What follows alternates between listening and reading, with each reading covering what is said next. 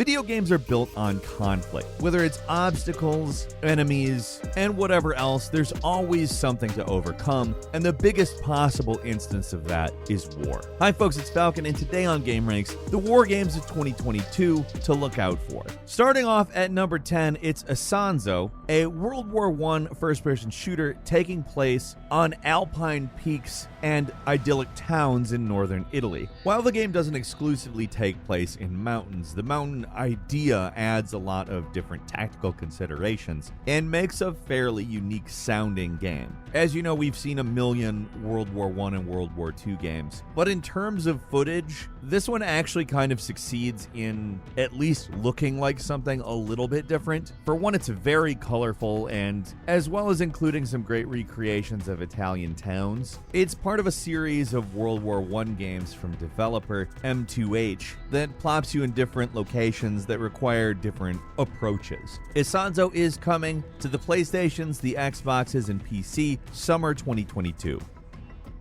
At number 9 is Warno, a World War III battle simulator from Eugen Systems, in which a Cold War turns hot in 1989, obviously an alternate history game, which is currently in early access and has a ton of praise coming from its small but fairly dedicated user base. It's definitely one to look out for because it has 10v10 matches with what is admittedly not the biggest player base, and nobody really seems to complain about it. For good reason too, it doesn't take too long to get into a match. It's paced really well, it doesn't force you to micromanage in a way that you get bored, and all of the action is absolutely beautiful. Like, this is really an incredible looking game, on top of being one that is organized to play really well. The full version of Warno is supposedly coming later this year to the PC.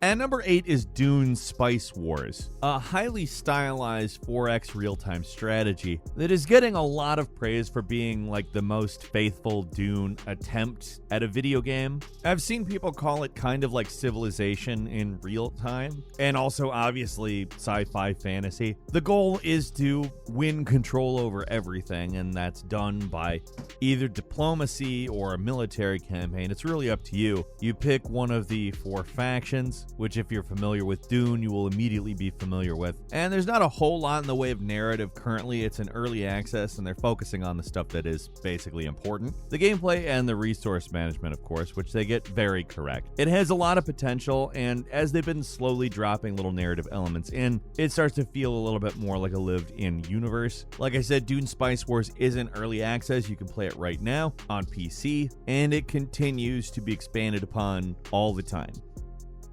At number 7 is Men of War, the follow-up to the highly acclaimed original game. Now, what they're boasting about in the new version of the game is their new advanced artificial intelligence, which will apparently be a lot more difficult and dynamic, as well as the cinematic presentation they'll be showing. You'll obviously be commanding your army from the normal types of perspectives, but you'll see the action play out in very cinematic camera angles and with very good visuals, if the trailer is anything to go by. Of course, the developer's emphasis is on historical accuracy and a lot of different game modes, so Men of War 2 should be a rich experience with a lot of content. We will be seeing the game on PC sometime this year. And number 6 is Sniper Elite 5, a very recent release that takes a wide-open battlefield approach to 1944 France, in which you will be sniping your way through the Nazi-occupied countryside. This one was incredibly well-received pretty much across the board by both critics and fans alike. This is a game that's not just about sniping, it's also about stealth and really insane takedowns. Really, it's a series that has sort of set itself apart from basically everything else, not just in its very deliberate style of play, but also in the fact that it revels in success. The slow motion death cam is totally insane. It looks like something out of Mortal Kombat. It's one that is absolutely worth your time. Sniper Elite 5 is out on the PlayStations, the Xboxes, and PC right now, so go play it. And number 5 is Medic Pacific War, where you play as a field medic on the Pacific front, where you have to make a bunch of choices as to what to do, who to save, how to do it, where to do it, to attempt to save lives on the battlefield, while also doing everything you can to preserve your own, remembering that it is a war zone and that all of your actions will change the outcome of the battle. It's definitely a unique take on a war game because you don't see a whole lot of non-combat oriented war games for obvious reasons, but it's a pretty solid looking game built on top of that concept. Medic Pacific War is coming to PC sometime this year. And number 4 is Company of Heroes 3, an RTS, which introduces a new feature to the series called Tactical Pause, in which you'll pause the battle, issue a bunch of commands, and they'll be performed in a queue when the game is resumed. This being a real-time strategy game that adds another layer, as well as an improved destruction system that takes where they were last game and makes it more granular. So individual tiles, bricks, pieces of buildings will all be just sort of coming apart. The game's oriented itself towards the Mediterranean. It's also got a huge vehicle roster from tanks to recon vehicles and even repair vehicles that you can go out on the battlefield and repair and steal vehicles that the enemy has abandoned on the warfield. It is an impressive looking game from developer Relic Entertainment, which will be landing on the PC sometime later this year. And number 3 is Expeditions Rome, a tactical role-playing game. Expeditions takes a different approach to war games in that it's an RPG where you have to scout various sectors of a region, find and recover resources, and then invade military strong points. It does have a couple of different types of battles. There's story battles and legionary battles. The story battles obviously advance the plot, which takes place during the later years of the Roman Republic and involves Caesar, Cicero, Cato, all of those. From what I've played of this one, it's a lot of fun, and the story, while it takes a little while to get going, is actually worthwhile, and it does a good job in keeping itself flexible, so if you have a different style of play, that is possible to play out. Expeditions Rome is out on Microsoft Windows. It's definitely a good one.